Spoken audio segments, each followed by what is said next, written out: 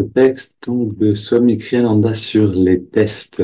Aujourd'hui et toute cette semaine, on va parler des tests, les tests spirituels. Alors aujourd'hui, on est lundi, le premier jour de la semaine, et donc c'est une tradition que Asha suit et qu'on va suivre aussi, en fait, de rappeler le lundi qui on est. Donc on est une association à but non lucratif pour diffuser les enseignements de la réalisation du soi et de Yogananda, donc en particulier de Yogananda en langue française. Et on vit bien sûr de vos donations et du cours en ligne. Donc si vous voulez faire une donation, toujours bienvenue, vous pouvez nous écrire. Et pour le cours en ligne, si vous êtes intéressé par le chemin vers le Kriya, vous pouvez rejoindre un des groupes qui est vous pouvez rejoindre le premier module, en fait, dès que vous le souhaitez. On a un système maintenant pour qu'on puisse commencer tout au long de l'année et ensuite rejoindre un groupe qui suit la formation. Alors, oui, et encore une dernière chose, information. Donc, on travaille en collaboration avec les constellations intégrales depuis peu.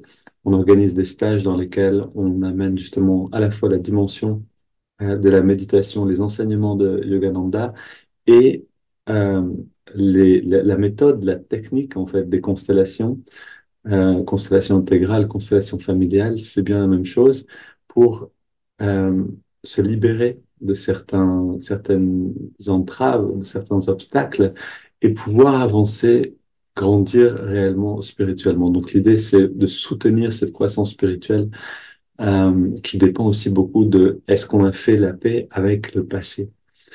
Et, et on est en train d'organiser donc un stage qui aura lieu a priori autour du 13, 14, 15 mars en Suisse.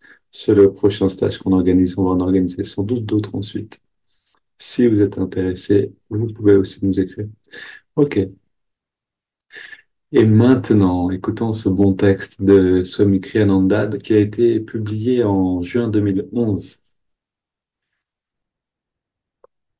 Test spirituel et bonne attitude. L'une des choses les plus essentielles sur le chemin spirituel, c'est l'attitude. Avant tout, ce que nous émettons, c'est-à-dire l'attitude que nous rayonnons, l'énergie que nous rayonnons. Ensuite viennent les fruits de nos méditations. Si nous ressentons profondément la paix dans notre méditation, mais que nous ne parvenons pas à l'incarner dans notre quotidien, autrement dit, si notre pratique ne nous rend pas plus indulgents, plus compréhensifs, alors nous ne sommes pas encore parvenus à la vérité que nous recherchons. Ok, on va revenir là-dessus. Ça, c'est vraiment une clé. Comme le disait souvent Gyanamata, donc Gyanamata, c'est une disciple très avancée de Yogananda. Comme le disait souvent Gyanamata, c'est à la lumière froide du jour que la religion est mise à l'épreuve, ou on peut dire que la pratique est mise à l'épreuve. C'est à la lumière froide du jour que votre pratique est mise à l'épreuve. L'attitude est donc à la fois le reflet d'une bonne méditation et elle est aussi son fondement. Sans elle, il est impossible de progresser véritablement sur le chemin spirituel. Yogananda a insisté sur ce point. On ne peut espérer plaire à Dieu si l'on ne sait pas gagner l'amour de ses semblables. Certains croient entretenir une relation profonde avec l'infini, mais se montrent incapables de s'entendre avec qui que ce soit, comme si cela justifiait tout. Pourtant, les qualités requises pour trouver Dieu ont toujours un reflet, sont toujours reflétées sur le plan humain.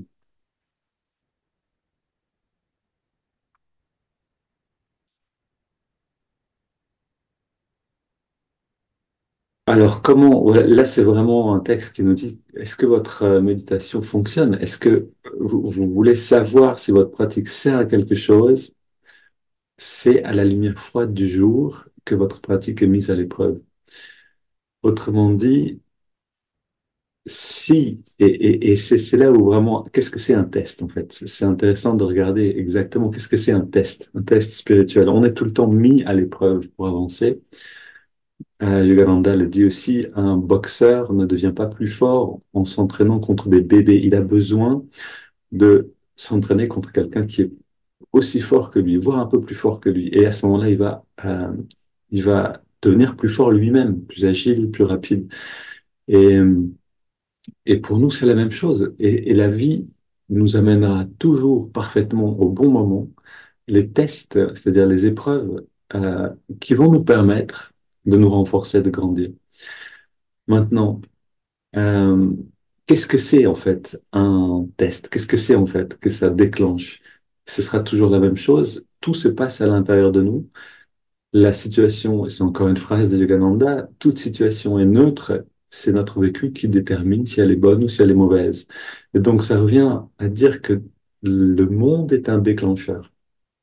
Ce qui se passe ensuite, c'est que en nous-mêmes, la conscience va s'élever et on va sentir de la joie, on va sentir une expansion, ou la conscience va s'affaisser, c'est-à-dire s'identifier plus à des limitations, et on va sentir une restriction. On va sentir une contraction spirituelle, un recroquevillement. Et ça, c'est le test. C'est-à-dire que le test à l'extérieur, c'est le déclencheur, et à l'intérieur, c'est vraiment ce mouvement-là qui décide, en fait, si on gagne, c'est-à-dire si on peut s'élever ou si on succombe. Et, et ça peut être momentanément, bien sûr. Ça nous arrive tous les jours de faillir, c'est-à-dire de s'identifier à quelque chose, ah mince, je suis en train de tomber. Mais plus on va reconnaître ce mouvement rapidement, et c'est vraiment ce qu'on gagne avec la pratique, en particulier du Kriya Yoga, donc le Kriya, la technique de Yogananda, en particulier ce qu'on va apprendre avec ça, c'est à vivre cette, ces mouvements d'énergie jusqu'à ce que ça devienne naturel de sentir ces choses. Et du coup, on n'est plus seulement hypnotisé par le monde, où on va penser, mais non, mais je suis pas bien, je suis pas content, parce que toi, tu me parles comme ça. Mais on va devenir conscient que parce que la personne me parle de cette manière, à l'intérieur de moi, il y a un mouvement d'énergie qui est amorcé. Si j'en prends pas les rênes, si j'en prends pas le contrôle, ce mouvement peut être descendant, et alors, en effet, je peux me sentir mal. Mais on va se rendre compte, donc ce sera plus seulement un mythe qu'on est responsable pour nous-mêmes et qu'on est toujours responsable. Ce sera pas seulement une croyance, mais on va devenir conscient de la mécanique et du mouvement d'énergie à l'intérieur de nous qui fait que oui, on est responsable de ce qu'on est en train de vivre. Et donc, euh, retournons un petit peu voir ce que nous dit ici Yogananda. Si nous ressentons profondément la paix dans notre méditation, mais que nous ne parvenons pas à l'incarner dans notre quotidien, alors nous ne sommes pas encore parvenus à la vérité que nous recherchons. Ce qui veut dire que c'est seulement quand on est en face d'une situation qui peut-être nous cause de l'impatience. Ok, j'aurais bien aimé que ce soit autrement, cette situation. J'aurais bien aimé qu'on fasse quelque chose d'autre, etc. C'est seulement si je suis dans cette situation et que je peux appeler les fruits de la méditation, que je peux les incarner et dire oui, ok, j'aurais voulu autre chose, mais c'est d'accord, je prends ce qui vient, je l'accepte parce que je peux trouver la paix à l'intérieur de moi, la joie et l'énergie pour faire face à ça. C'est seulement dans cette situation que j'avance en fait vers la vérité que je recherche, vers qui je suis vraiment. Et donc, en effet, de chercher le confort, comme le dit Swami Kriyananda ailleurs, les gens qui sont dans une situation très confortable. Vous savez, il y en a qui vont vivre dans des pays où on n'a pas besoin d'autant d'argent que ça, et puis qui trouvent vraiment des endroits les plus confortables possibles. On est près de la mer, on a même pas travaillé, c'est super. En fait, ce qui se passe souvent, c'est que spirituellement, on s'endort. Euh, Personnellement, j'ai pu le voir aussi. C'est-à-dire, j'ai des amis qui aiment beaucoup passer leur temps en Inde, etc., parce que Et en fait, qu'est-ce qui se passe vraiment dans la vie de ces personnes? Est-ce qu'il y a quelque chose qui avance? Est-ce que la personne se transforme? Ou est-ce qu'elle est simplement euh, un petit peu dans une sorte de zone confortable? Alors, je peux pas bien juger de ces personnes-là. Il faudrait que je sois vraiment avec elles, il faudrait que je les voie tout à fait. Mais ce que nous dit Swami Kriyananda, c'est que lui a vu vraiment des personnes et a vécu avec plusieurs personnes cette chose de les voir aller chercher un paradis extérieur et finalement de s'endormir. Et elle-même de dire, en effet, là, il n'y a plus rien qui avance dans ma vie. Et donc, on a besoin de cet inconfort. En fait, le signe de l'inconfort, c'est qu'on est un arbre qui doit porter des fruits. Vous savez, la vie ne se coupe pas. Un arbre qui ne porte pas de fruits. Voilà une belle image. Et en effet, faites-vous secouer joyeusement et portez des fruits. C'est-à-dire, OK, là, je me réveille aujourd'hui, il est quelle heure? Je sais pas. On se dit, on va se réveiller à 5 heures parce que c'est un peu tôt, on va pouvoir méditer avant de méditer tous ensemble. Super, bonne habitude à prendre. Et à 5 heures, le réveil sonne et on n'a pas très bien dormi et on trouve que c'est difficile. On n'a pas envie. Ça, c'est le meilleur moment. OK? C'est le meilleur moment pour dire, allez, c'est parti. Je contracte le corps, je relâche, je développe l'enthousiasme, je saute de mon lit, je cours sur place, je marche sur place et je développe l'enthousiasme. Ces moments-là sont les moments où on va pouvoir aller vers les fruits réellement de la méditation et non pas seulement le vivre pour nous, mais le vivre vers l'extérieur. OK.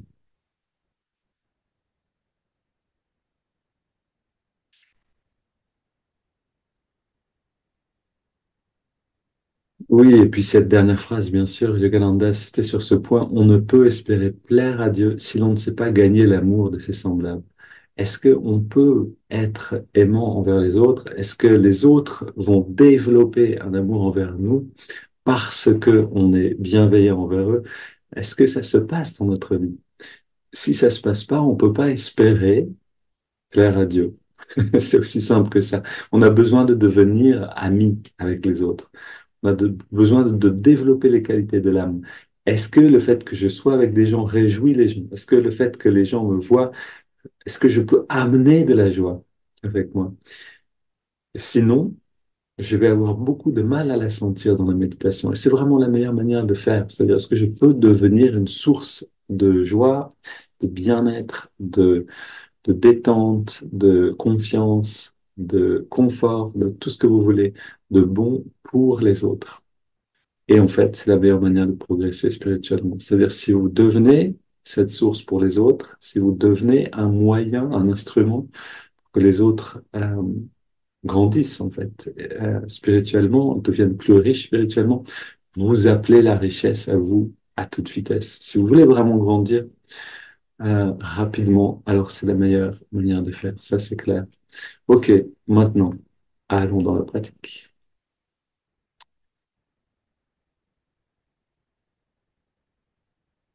Et prenons une grande inspiration.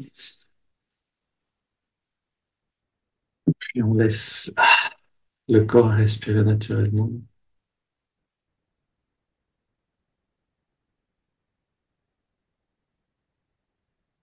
Et on va chanter un petit peu, juste comme ça, entre nous, sans guitare, sans accompagnement. Aussi pour voir que ces chants, on peut les emmener avec nous. On peut chanter constamment. On n'a pas besoin d'un accompagnement musical. Simplement le fait de les chanter peut nous amener dans cette qualité-là. Om Guru, Om Guru, Om Guru, Om Guru, Om Guru, Om Guru, Om Guru, Om Guru, Om Guru, Om Guru, Om Guru, Om Guru, Om Guru, Om Guru, Om Guru,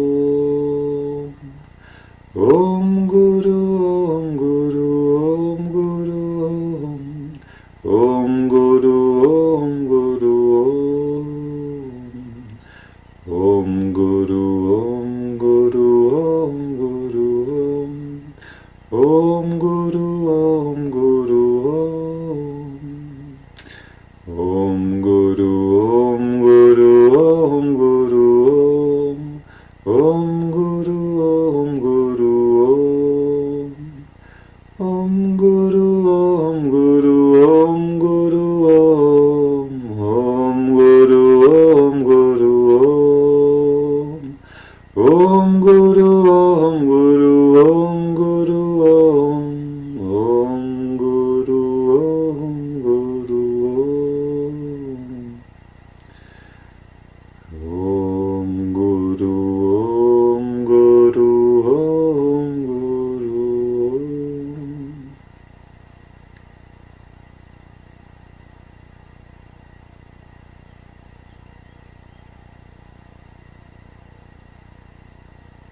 Prenons le temps de sentir et de savourer la présence du Maître. Quel que soit votre Maître, il est dans votre cœur et on peut ouvrir la conscience à cette présence.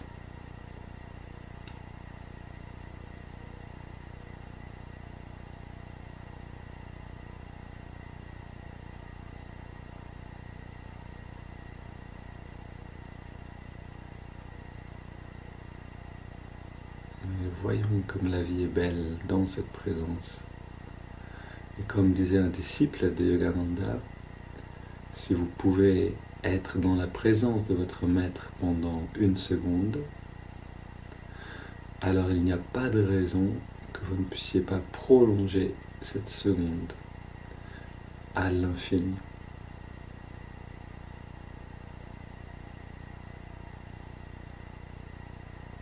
C'est juste un effort de volonté.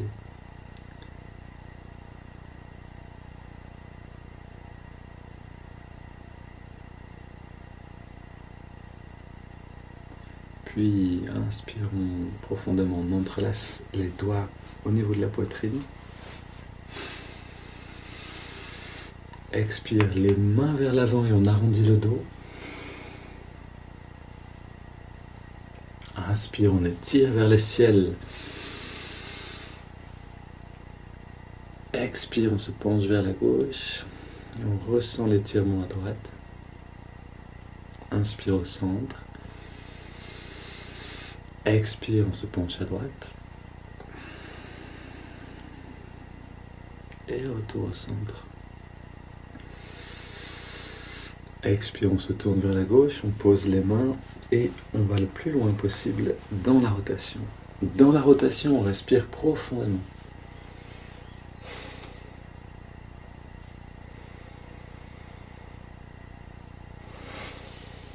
Et on revient au centre. On sent que c'est la respiration dans la posture qui fait circuler l'énergie, en fait, qui enlève les blocages. On fait pareil à droite.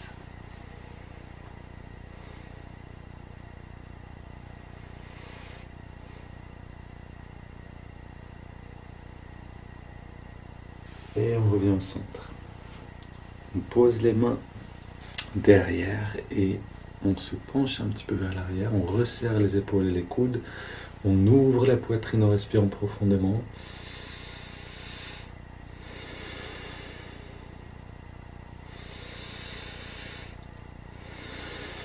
Encore une, on prend le plus d'air possible.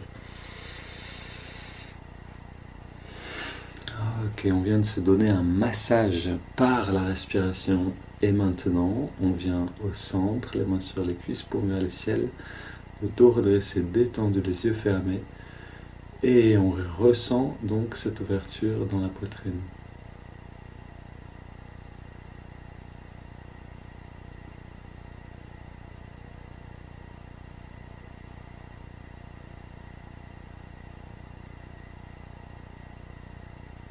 Et maintenant, on prend une douzaine de respirations profondes. Inspire par le nez, expire par la bouche.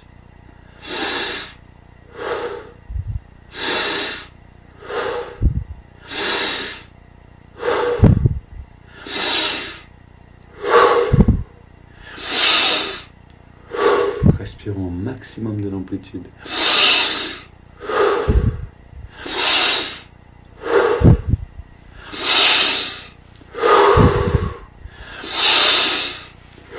Trois dernières.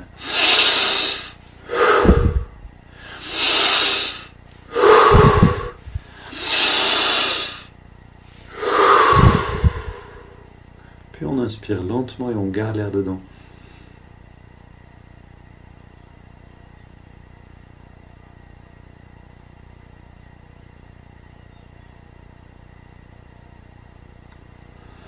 On retient le souffle et on détend tous les muscles.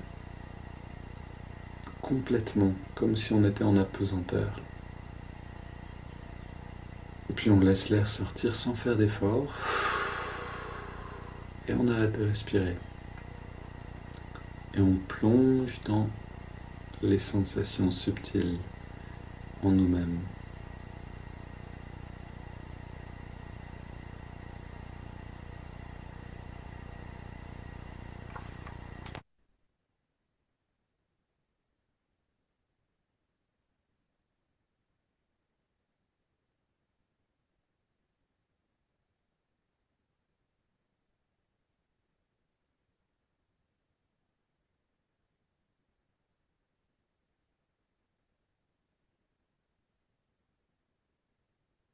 Et on inspire lentement, comme un plongeur qui remonte à la surface avec une perle dans sa main, la perle de la perception. Et on garde l'air dedans, poumon bien plein. On emmène tout ça dans le spirituel. On redresse le regard un peu plus, on contracte les périnées, on contracte les abdos, on rentre le ventre. On relâche tout et on expire.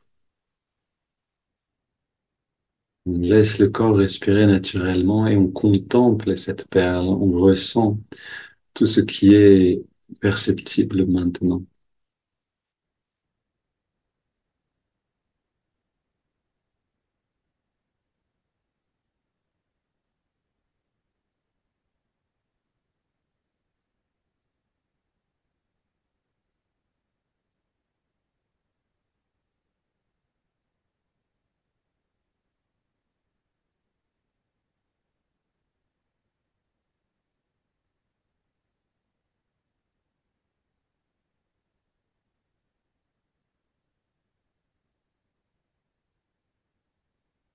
Et on a déjà une grande richesse ici.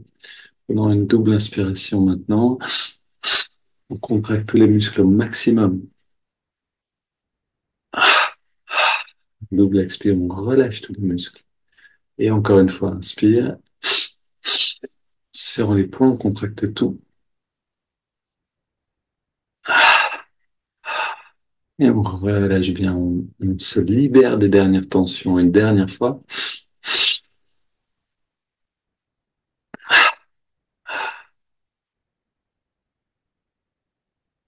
On reste très détendu.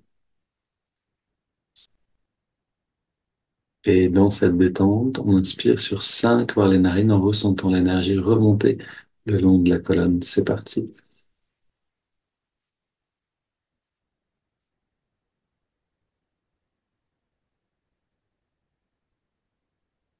On garde l'air dedans. On amène toute l'énergie à la jonction des sourcils, inlassablement. On nourrit et on réveille l'œil spirituel ou l'intuition. Puis on expire. On sent le bien-être qui rayonne à l'intérieur. Et le fruit de cet éveil de la conscience. Inspire à nouveau, même rythme.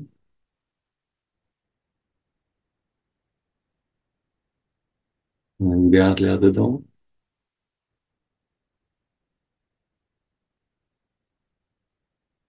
Expire.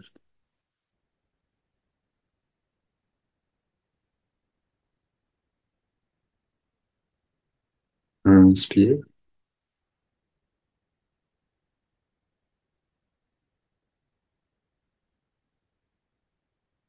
On garde l'air dedans.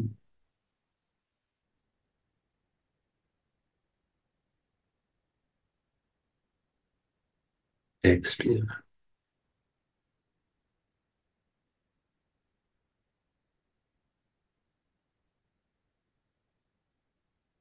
Inspire. Ressentons chaque partie de la colonne.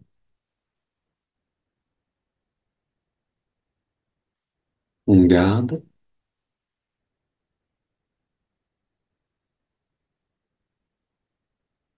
Expire.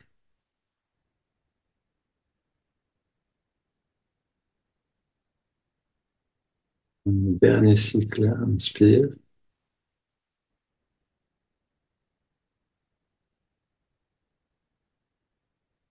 On retient.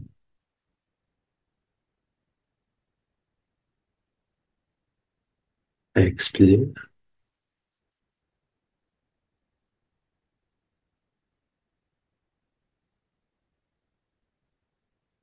Puis on prend une grande inspiration et on laisse le corps respirer naturellement.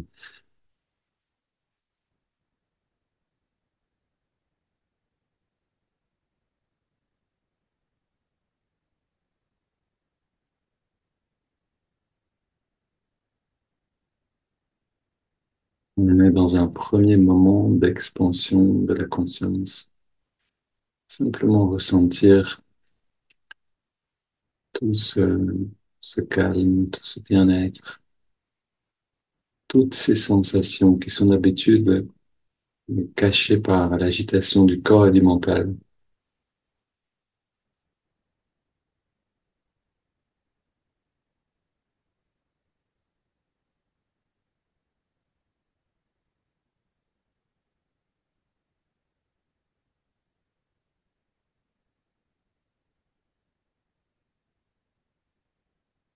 Et dans cette qualité, on amène l'attention à la jonction des sourcils, pardon.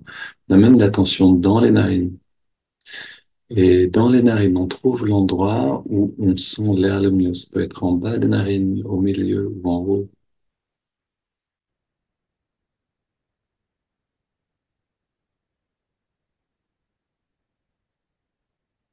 Et à l'endroit où on sent l'air le mieux, on ressent la fraîcheur de l'inspire et la tiédeur de l'expire.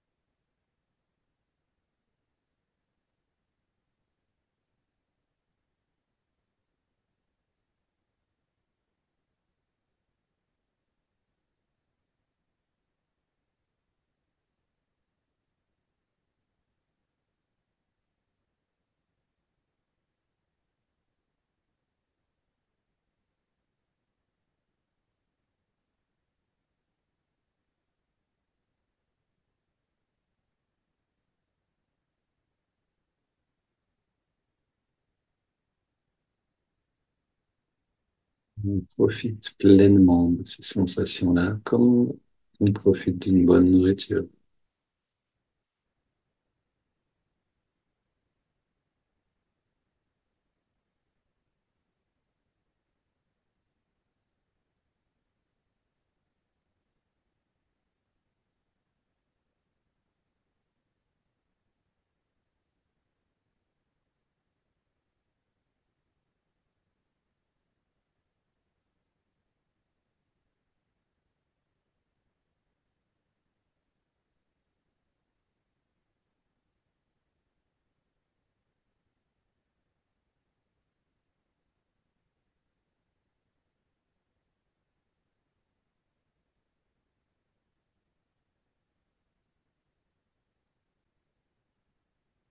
On ajoute le mouvement de l'index de la main droite sans rien perdre de l'observation du souffle.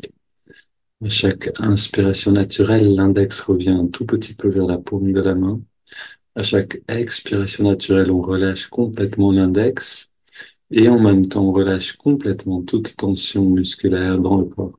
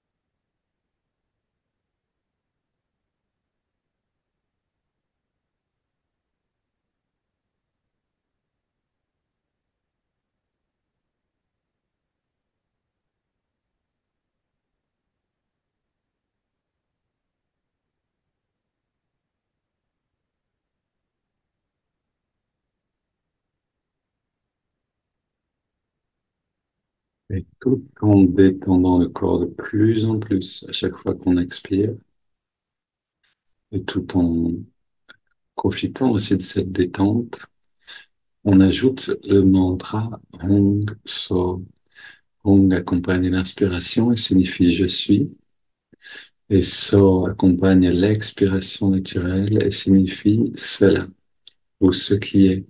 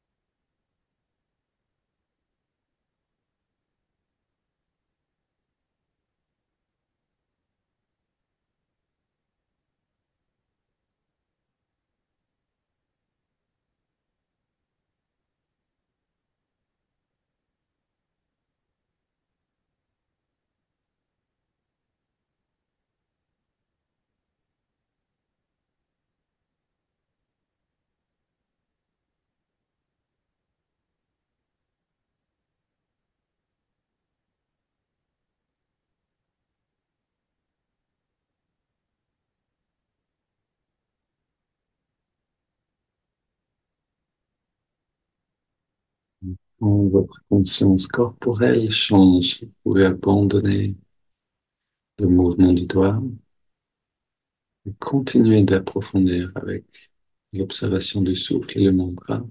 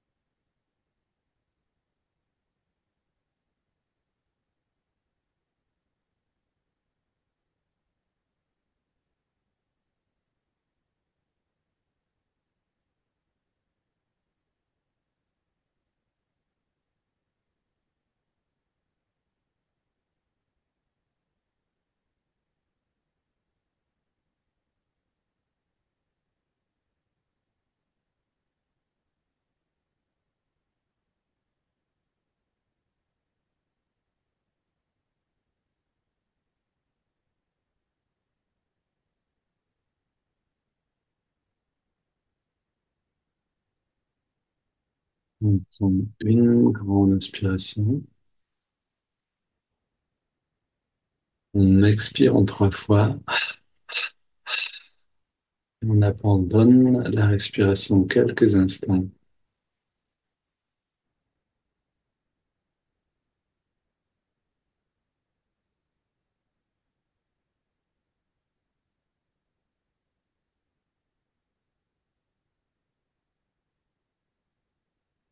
On laisse le corps respirer naturellement. On abandonne les techniques de concentration, mouvement du doigt, mantra et observation du souffle. On abandonne tout ça et on ressent simplement ce qui est là, ce qui est présent,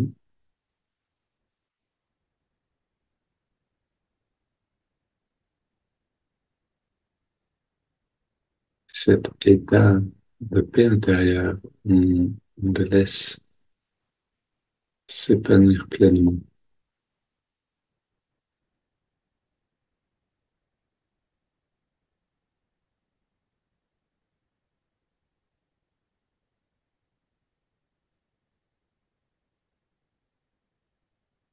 Une lumière qui rayonne depuis l'œil spirituel, qui devient petit à petit plus intense.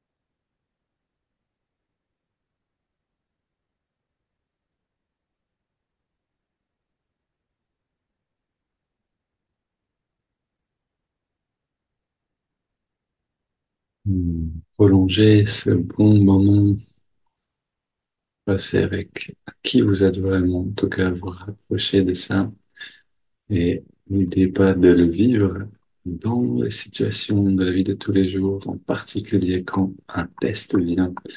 Une belle journée à tous et à